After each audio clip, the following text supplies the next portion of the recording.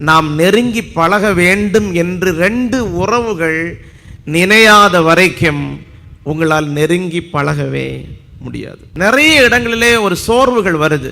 ஒருவர் நல்லா முயற்சிக்கிறார், வசனங்களை கேட்டு ஜெபம் பண்ணி பரிசுத்த ஒரு வாழ்க்கையை வாழ்ந்து ஆவிக்குரிய பிள்ளையாய் வாழ்வதனாலே அவனோட உள்ளத்திலே ஒரு ஏக்கம், இந்த உலகத்தில் நான் எல்லார்ட்டும் அன்பாக இருக்கணும், எல்லார்ட்டையும் பாசமாக இருக்கணும், நான் எல்லார்ட்டையும் க்ளோஸாக இருக்கணும், எல்லார்ட்டையும் நான் கள்ளங்கபடம் இல்லாமல் பழகணும், நான் ஏசப்பா பிள்ளை, நான் பரிசுத்த ஒரு தேவனுடைய மகன் மகள், இந்த உலகத்துடைய எல்லா மனிதனோடு நான் நெருங்கி பழகணுங்கிற ஒரு நல்ல எண்ணத்தோடு போகும்போது எதிர்பக்கத்திலிருந்து சப்போர்ட் கிடைக்காது.